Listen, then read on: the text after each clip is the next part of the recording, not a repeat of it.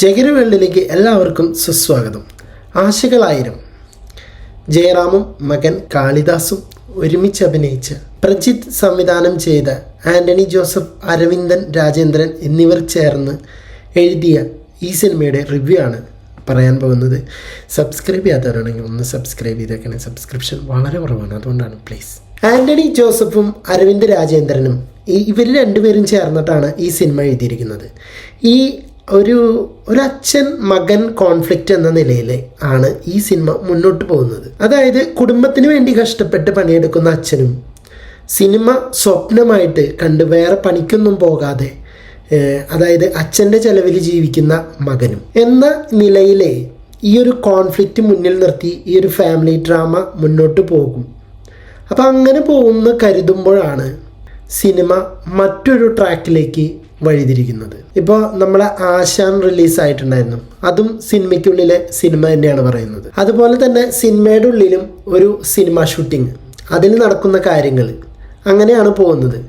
Family drama നേരെ U turn എടുത്ത് comedy ഡ്രാമയിലേക്ക് പോവുകയാണ്. പിന്നെ പടത്തിലെ ചില നല്ല മൊമെൻറ്റ്സും നല്ല സീനുകളൊക്കെ വന്ന് നല്ല തമാശകളും ഒക്കെ അടിപൊളിയായിട്ട് ഫസ്റ്റ് ഹാഫ് തീരുകയാണ്. അത് ഭയങ്കര എൻഗേജിങ് ആയിരുന്നു ഫസ്റ്റ് ഹാഫ് വരെ. ഒരു സൂപ്പർ താരമാണ് ഇതിലെ വില്ലൻ ക്യാരക്ടറായിട്ട് എത്തുന്നത്. അയാളുടെ ചില പ്ലാനിങ്, അതിലൂടെയുള്ള മെലോ ഡ്രാമ, അതിൻ്റെ കൂടെ ക്ലൈമാക്സ് എന്നിങ്ങനെ. പക്ഷേ ഈ രണ്ടാം പകുതി വളരെ ദുർബലമായിട്ടാണ് എനിക്ക് ഫീൽ ചെയ്തത്. അച്ഛൻ, അമ്മ, മകൻ എന്നിങ്ങനെ കഥാപാത്രങ്ങൾ എങ്ങനെയാണോ അത്രയും സ്ട്രോങ് ആയിട്ട് എഴുതേണ്ട ഒന്നാണ് ഇതിലെ നെഗറ്റീവ് കഥാപാത്രം. അത് വളരെ ദുർബലമായി തോന്നി. അത് എഴുത്തിൽ വന്നിട്ടുള്ള ഒരു പാളിച്ചയായിട്ടാണ് എനിക്ക് ഫീൽ ചെയ്തത്. അച്ഛൻ മകൻ കോൺഫ്ലിക്റ്റിന് വേണ്ടിയിട്ട് ഫൈനൽ ആക്റ്റിൽ എഴുതിയിട്ടുള്ള സംഗതികൾ, അതിലെ ഡ്രാമ, അതിലെ പെർഫോമൻസ് തുടങ്ങി ഒന്നും തന്നെ ഇമ്പ്രസ് ആവുന്നില്ല രണ്ടാം പകുതി. അപ്പോൾ ഇങ്ങനെയുള്ള പടത്തിൽ വളരെ വീക്കായിട്ടുള്ളൊരു ക്ലൈമാക്സ് ആയിരുന്നു.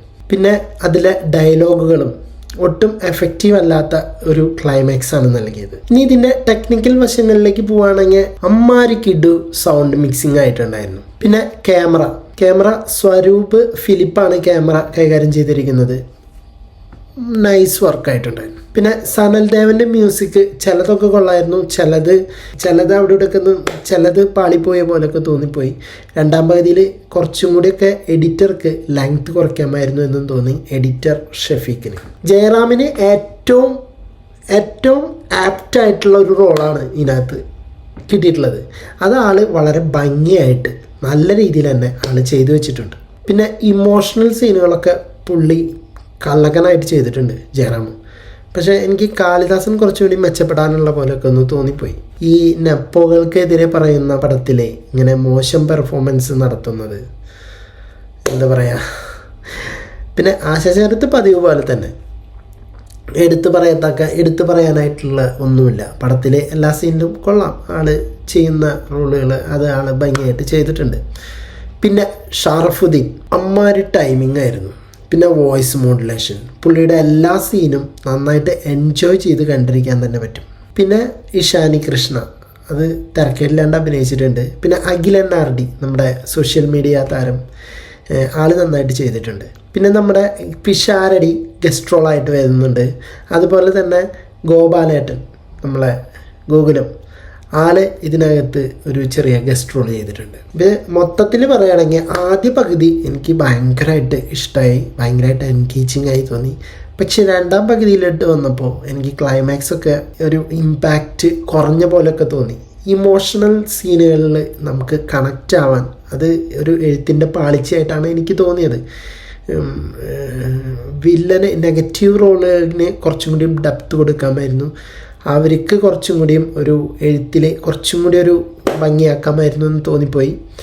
അതുപോലെ ഇമോഷണൽ സീൻസൊന്നും നമുക്കങ്ങോട്ട് കണക്ഷൻ കിട്ടിയില്ല, അതാണ്. പിന്നെ ജയറാമേട്ടൻ്റെ പഴയ സിനിമ ഡയലോഗ്, പാട്ട്, മേമ എല്ലാം ഉപയോഗിച്ചിട്ടുള്ള ഒരു സിനിമയായിട്ടാണ് എനിക്ക് അതിൻ്റെ ഒരു പാക്ക് പോലെ എനിക്ക് തോന്നിപ്പോയി. പക്ഷേ പിന്നെ പഴയൊരു സത്യനന്ദിക്കാടിൻ്റെ ഒരു പഴയ സിനിമകളൊക്കെ ഉണ്ടല്ലോ, സത്യനന്ദിക്കാടിൻ്റെ ആ ഒരു ട്രാക്കാണ് ഈ സംഭവം പിടിച്ചിരിക്കുന്നത്. ബട്ട് എനിക്ക് സെക്കൻഡ് ഹാഫ് അത്ര അങ്ങോട്ട് പോരാന്നാണ് തോന്നിയത്. അത് എൻ്റെ ഒരു പെർസ്പെക്റ്റീവാണ്, എൻ്റെ മാത്രമാണ്. ഓക്കെ, നിങ്ങൾക്ക് ചിലപ്പോൾ ഇഷ്ടപ്പെടാം. ഓക്കെ, ഫാമിലി ഓഡിയൻസിന് എൻജോയ് ചെയ്യാനുള്ള വക സിനിമയ്ക്കകത്തുണ്ട്. നിങ്ങൾ സിനിമ കണ്ടിട്ടുള്ളവരാണെങ്കിൽ താഴെ അഭിപ്രായങ്ങൾ രേഖപ്പെടുത്തുക. സിനിമ തിയേറ്ററിൽ വിജയിക്കട്ടെ എന്ന് ആശംസിക്കുന്നു. പിന്നെ ജയറാമേട്ടൻ്റെ ഒരു കംബാക്ക് ആണോ എന്ന് വെച്ച് കഴിഞ്ഞ് കഴിഞ്ഞാൽ പുള്ളിക്കാരൻ വല്ലപ്പോഴാണ് ഒരു സിനിമ ചെയ്യുന്നത് മലയാളത്തിൽ. ഇപ്പോൾ മൂന്ന് സിനിമ അങ്ങോട്ട് ചെയ്തിട്ടില്ലെന്നുണ്ട് ഈ 5 വർഷത്തിൽ, അങ്ങോട്ട് 3-4 വർഷത്തിൽ. അപ്പോൾ പുള്ളിക്കാരൻ്റെ കംബാക്ക് എന്ന് പറഞ്ഞാൽ ഓരോ പടത്തിനും ഇപ്പോൾ ഇത് കംബാക്കാണോ എന്ന് ചോദിക്കേണ്ട കാര്യമില്ല. പുള്ളിക്കാരൻ കണ്ടിന്യൂസ് ആയിട്ട് പടങ്ങൾ ചെയ്യാത്തതിന് നമ്മൾ കംബാക്ക് അടിച്ചു എന്ന് പറഞ്ഞിട്ട് എന്താ കാര്യം?